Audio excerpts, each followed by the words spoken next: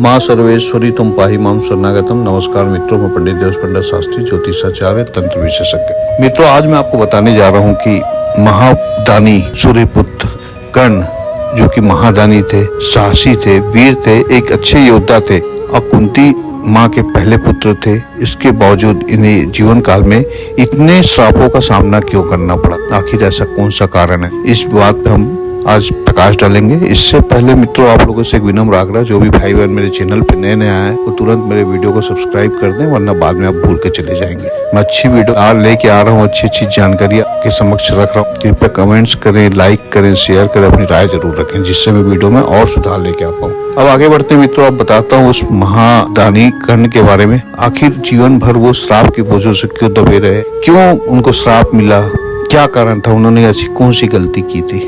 आप सभी जानते हैं कि कुंती के पहले पुत्र सूर्यपुत्र कर्ण के बारे में, जिन्होंने दान में अपना जीवन ही दे दिया अपने कवच कुंडल, जिसको लेके वो पैदा हुए थे। उस कवच कुंडल के रहते उनकी हत्या संभव नहीं थी, उनको मारा नहीं जा सकता था, वो अजय थे।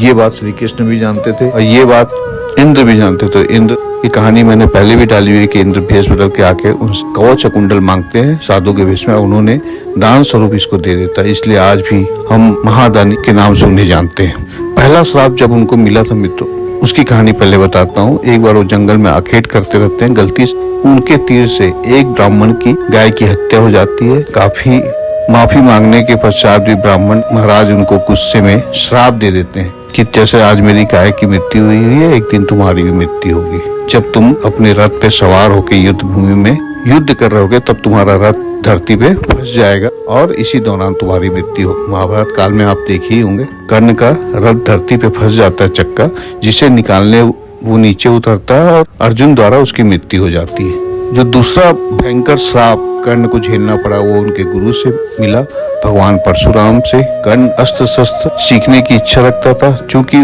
उसका पालन पोषण एक शुद्ध परिवार में हुआ था, तो उस समय उस काल में केवल क्षत्रिय और ब्राह्मण इस शिक्षा को लिया करते थे। कर्ण काफी ललायित थे इस शिक्षा के लिए। वो गुरु द्रोणाचार्य के पास गए, उन्होंने भी मना कर दिया। काफी कोशिश करने के पश्चात उनको यह शिक्षा प्राप्त नहीं हुई, तो उन्होंने निश्चित किया कि वो महेंद्र पर्वत जाकर भगवान परशुराम से शिक्षा लेंगे। जब भगवान परशुराम के पास गए तो उन्होंने गलती से शिक्षा प्राप्त करने की लालसा पे अपने आप को ब्राह्मण बताया। एक बार भगवान परशुराम को काफी नींद आ रही थी, वो कर्ण के गोद में लेट गए। उसी समय कहीं से कोई कीड़ा आया जो कर्ण को लहूलुहान कर दिया, लेकिन चूंकि गुरु उनके गोद पे लेटे हुए थे, वो हिले तक नहीं और कीड़ा उन्हें काटता रहा, लहू निकलते रहा। जब काफी लहू निकल गया, वो लहू जाके भगवान परशुराम के शरीर पे स्पर्श हुआ। उन्हें लगा कि कुछ पानी जैसी वस्तु यहाँ पे बह रही है, तो उनकी नींद खुल गई। उन्होंने देखा कि पूरे तरफ लहू फैला हुआ है, कोई कीड़ा बहुत लंबे अंतराल से कर्ण को काट रहा है, लेकिन कर्ण हिला तक नहीं।